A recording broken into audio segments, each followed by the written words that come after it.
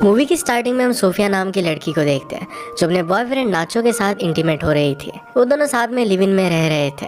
वो दोनों करीब आते हैं और उसके बाद सोफिया अपने इंटरव्यू के लिए चली जाती है। नाचो भी अपने जॉब पर अपने क्लाइंट्स को हैंडल करता है। नाचो रियल एस्टेट में काम करता था। सोफिया जिस इंटरव्यू के लिए गई थी वहां पर उसे सेक्रेटरी का जॉब करना था। ये सिटी के सबसे बड़ी कंपनी की ओनर बीट्रिस की सेक्रेटरी की जॉब थी। सोफिया बहुत ही इनसिक्योर फील कर रही थी क्योंकि उससे भी बहुत ही अच्छे कैंडिडेट्स वहाँ पर थे। उसकी एजुकेशन भी उतनी ज़्यादा स्ट्रांग नहीं थी, पर फिर भी उसने अपने फेक डॉक्यूमेंट्स वहाँ पर दिए हुए थे। जब सोफिया का इंटरव्यू चल रहा था तभी उसी के बीच एक क्लाइंट का कॉल आता है। बीट्रिस ने उसे कहा कि इस क्लाइंट को तुम हैंडल करो। सोफिया ने जिस तरीके से उस क्लाइंट को हैंडल किया वो बहुत ही बेस्ट था। बीट्रिस इस बात से इम्प्रेस हो जाती है और सोफिया को एज ए सेक्रेटरी जॉब मिल जाता है। इसके बाद सेलिब्रेट करने के लिए सोफिया और नाचो दोनों इंटीमेट होते हैं। सोफिया नाचो को बताती है कि जॉब मेरे लिए बहुत इंपॉर्टेंट है। जिसके अंडर वो काम करने वाली है वो एक सेल्फ मेड वुमन है। मुझे उनसे बहुत इंस्पिरेशन मिलती है। सोफिया बीट्रिस के सक्सेस से काफ़ी अट्रैक्टेड थी। वो उसी टाइप के सक्सेस के लिए हार्ड वर्क करने के लिए रेडी थी। उसे बीट्रिस जैसा ही बनना था। अब हम सोफिया को बीट्रिस के साथ देखते हैं। वो एक मीटिंग में थी। बीट्रिस आगे रहकर सोफिया को लीड करती है। उसे बताती कि मीटिंग रूम में उसे कब आना है, किस तरीके से उसे ऑर्डर देगी और उसे सब कुछ वो गाइड करती है। मीटिंग स्टार्ट होने के बाद सोफिया बाहर से मीटिंग को देखने लग गई। मीटिंग बहुत ही ज्यादा लॉन्ग चलती है। रात हो चुकी थी और सोफिया फिर वहीं पर सो जाती है। मीटिंग खत्म होने के बाद बीट्रिस सोफिया के पास आई। सोफिया सोई हुई थी तो उसने उसका मोबाइल चेक किया। वो सोफिया के बॉयफ्रेंड की फोटो देखती है और फिर जल्दी से फोन रख देती है। इसके बाद उसने सोफिया को उठाया और उसे घर जाने के लिए कहा। रात में बीट्रिस एक रैंडम एस्कॉर्ट को कॉल करती है और उसके साथ इंटीमेट होती है। उसकी एज अब ज्यादा हो गई थी और इसी वजह से वो एफर्ट्स नहीं डालना चाहती थी। उसकी डिजायर कंप्लीट करने के लिए यही वो किया करती थी। जब वो रैंडम लड़का उसके पास आता है तो उसके साथ जब वो इंटीमेट हो रही थी तो बीच में ही रुक जाती है। उसे बहुत ही इरिटेटेड फील होता है। इसके बाद नेक्स्ट सीन में हम बीट्रिस को एक डॉक्टर के पास देखते हैं। वो बातों बातों में कहती है कि आजकल के जनरेशन के बच्चे किसी भी चीज के लिए तभी रेडी हो जाते हैं, किसी भी चीज के बारे में वो ज्यादा नहीं सोचते। इसके बाद हम बीट्रिस को बाथटब में देखते हैं जहाँ पर वो खुद को प्लीज कर रही थी। उसके भी कुछ नीड्स थे पर एज ज्यादा होने की वजह से इस पर वो कुछ काम नहीं कर पाती थी।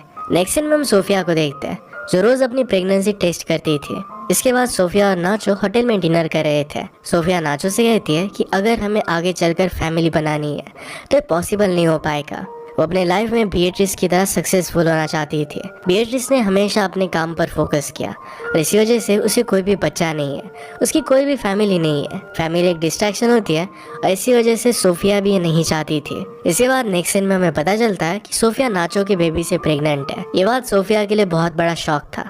वो चर्च जाती है और फादर से कन्फेस करती है कि मैं अब माँ नहीं बनना चाहती।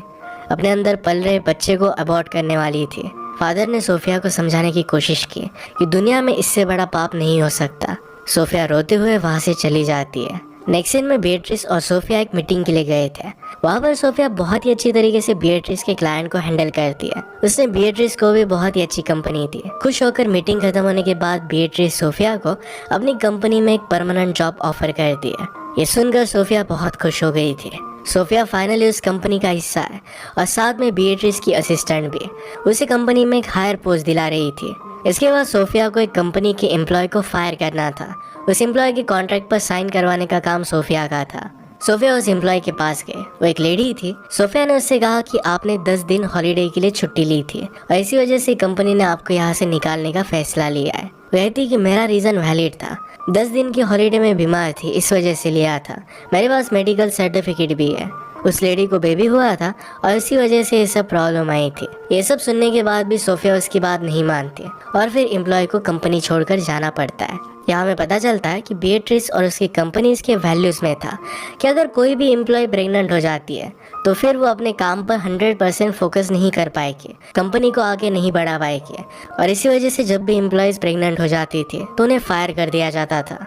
सोफिया उस एम्प्लॉय के कॉन्ट्रैक्ट पेपर साइन करवाने के बाद बीट्रिस की कैबिन में आती है। बीट्रिस सोफिया से कहती है कि जिन लोगों को बेबी हो जाता है वो अपने काम पर फोकस नहीं कर पाते। ऐसे लोग मेरी कंपनी के लिए यूजलेस है। ये सुनकर सोफिया रोने लग गई क्योंकि वो भी प्रेग्नेंट थी। रोते हुए सोफिया को वोमिटिंग हो गई। ये देखकर बीट्रिस समझ जाती है कि सोफिया भी प्रेग्नेंट है।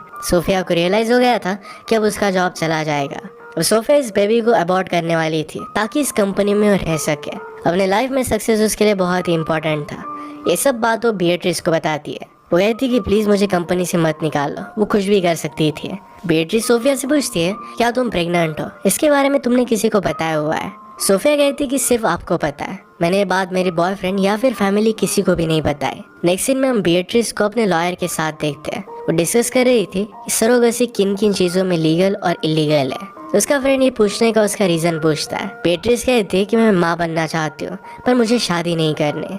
मेरी कंपनी में सोफिया नाम की एक एम्प्लॉई है, मेरी असिस्टेंट है और वो प्रेग्नेंट है। अपने जॉब छूट जाने के डर से वो बेबी को अबॉर्ट करवाना चाहती थी। अब उसी बेबी को मैं अडॉप्ट करना चाहती हूँ। बीएट्रिस के फ्रेंड्स उसे कॉन्ग्रेचुलेट करते हैं, उसे हेल्प करने का वादा करते हैं। बीएट्रिस भी सोफिया से बात करती है, कहती है कि मैं तुम्हारे बेबी को अडॉप्ट करना चाहती हूँ, इससे तुम्हें भी फायदा होगा और मैं भी माँ बन सकूंगी। सोफिया इस बारे में सोचने लग गई, पर इनिशियली उसे आइडिया सही नहीं लगता। उसे डर था कि उसे बाद में जॉब से निकाल दिया जाएगा। ऑलरेडी उसने ज्वाइन करने के वक्त अपने डॉक्यूमेंट्स फेंक दिए थे। ये क्राइम था और इस वजह से उसे जेल में भी डाला जा सकता था। सोफिया फिर सोचती है कि अगर उसे लाइफ में आगे बढ़ना है तो उसे हार्ड डिसीजन लेने पड़ेंगे। फाइनली फिर वो बीएट्रिस को अपना बेबी देने के लिए रेडी होती है। बीएट्रिस सोफिया से कहती है कि प्रेगनेंसी के बचे हुए मंथ्स में तुम्हें मेरे साथ रहना पड़ेगा। वो चाहती थी कि सोफिया के प्रेग्नेंट होने की बात उसके अलावा किसी को भी नहीं पता चले। बीएट्रिस सोफिया के हर एक चीज़ का ध्यान रखना चाहती थी। वो चाहती थी कि सोफिया को प्रेगनेंसी के वक्त सभी चीज़ें मिले, उसकी अच्छे से केयर हो। इसके लिए अब सोफिया को अपने बॉयफ्रेंड को छोड़कर जहाँ पर भी बीएट्रिस कहेगी वहाँ पर 6 मंथ्स के लिए जाकर रहना पड़ेगा। सोफिया इस बात के लिए मान जाती है और सरोगेट मदर के एग्रीमेंट पर साइन करती है। ऑफिशियली वो सरोगेट मदर बन गई थी। सोफिया फिर नाचो से मिलने के लिए जाती है। उसे कहती है कि मुझे इस सिटी छोड़कर ज़रा दूर जाना पड़ेगा। 6 मंथ्स के लिए वो प्रोजेक्ट पर काम करेगी, उसके बाद वो वापस आएगी। उसे कहती है कि मुझे असिस्टेंट मैनेजर की पोस्ट मिली है और सैलरी भी डबल हो चुकी है। ऐसा एक्चुअल में भी होने वाला था। सोफिया को सरोगेट मदर बनने के लिए बहुत सारे पैसे मिलने वाले थे। कंपनी में भी उसे प्रमोशन मिल रहा था। इस डील से उसका बहुत फायदा था। नाचो को सोफिया की बात अच्छी नहीं लगती। वो नहीं चाहता था कि सोफिया उसे छोड़कर कहीं पर भी जाए। वो सोफिया को जाने के लिए मना करता है, पर सोफिया ने फाइनली उसे कन्विंस कर ही दिया। बीएट्रिस एक दिन सोफिया को शहर से बाहर काफी दूर जगह पर एक लग्जरियस घर पर लेकर जाती है। वहीं पर सोफिया रहने वाली थी। उस घर को देखकर सोफिया बहुत ही अमेज हो जाती है। घर में सोफिया को प्रेगनेंसी के वक्त जो भी लगेगा वो हर एक चीज़ थी। सोफिया के लिए बीएट्रिस ने एक प्राइवेट शेफ भी अपॉइंट किया था। सोफिया के लिए बेस्ट फूड क्या रहेगा ये सब डिसाइड कर वही सब उसके लिए वो कुक करने वाले थे। यहाँ पर स्विमिंग पूल, सोफिया की फेवरेट बुक्स, कॉस्मेटिक्स, उसे जो जो चीज़ें लगेगी ये सब कुछ वहाँ पर थी। इन सब चीज़ों की वजह से सोफिया के अर्लियर डेज वहाँ पर बहुत ही अच्छे से वो एंजॉय करती है। सोफिया का रूटीन कुछ इस तरीके से बन गया था। सुबह उठकर प्रेगनेंसी की एक्सरसाइज करनी थी, इसके बाद पूरे दिन सिर्फ आराम करना था। हर रात बीएट्रिस उसे उसकी तबीयत के बारे में पूछती थी, क्या सब कुछ ठीक है। ऐसे ही एक वीक सोफिया बहुत एंजॉय करती है। एक दिन जब वो अपना बुक रख रही थी तब उसने रियलाइज किया कि उसके कमरे में कैमरेज लगाए हुए हैं। इस बात से वो बहुत ही सरप्राइज हो जाती है क्योंकि हमेशा उसे रिकॉर्ड किया जा रहा था। रात में बीएट्रिस घर आने के बाद सोफिया उसे पूछती है, क्या तुम मुझ पर नजर रख रही हो? बीएट्रिस कहती है कि मैं ऐसा नहीं कर रही। सोफिया उसे कैमरेज के बारे में पूछती है। बीएट्रिस कहती है कि कैमरे सिर्फ सिक्योरिटी पर्पजेस के लिए है, तुम्हारी सिक्योरिटी मेरे लिए बहुत इंपॉर्टेंट है। सोफिया कहती कि इस तरीके से सर्विलेंस में मैं नहीं रह सकती। बीएट्रिस ने कहा कि मैं उन कैमरास को हटा दूंगी। फिर से सारी चीजें अब नॉर्मल हो गई थी। सोफिया की असिस्टेंट की पोजीशन पे कंपनी में दूसरी लेडी आ गई थी। बीएट्रिस सोफिया से कहती है तुम्हें प्रमोशन चाहिए था, अब वो तुम्हें मिल चुका है। अब स्लोली बीएट्रिस का सोफिया की बेबी के लिए ऑब्सेशन बढ़ने लग गया था। हम देखते हैं कि सोफिया का सेलफोन खो गया था। वो काफी दिन से अपना सेलफोन ढूंढने की कोशिश कर रही थी लेकिन उसे वो मिल ही नहीं रहा था।